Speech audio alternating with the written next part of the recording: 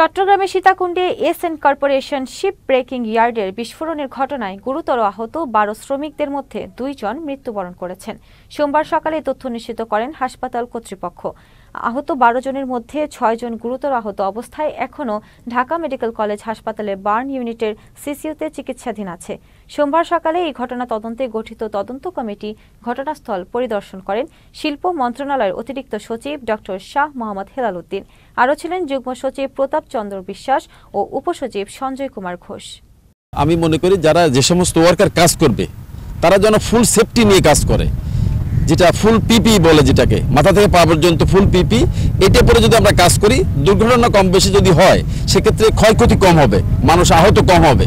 আমরা তদন্ত কমিটির কার্যক্রম হিসেবে আমরা যে বিষয়গুলো দেখেছি, আমরা সরকারের নির্ধারিত আইন রুলস এবং পরিবেশের যে আইন কানুন আছে তার আঙ্গিকে আমরা এগুলো দেখব।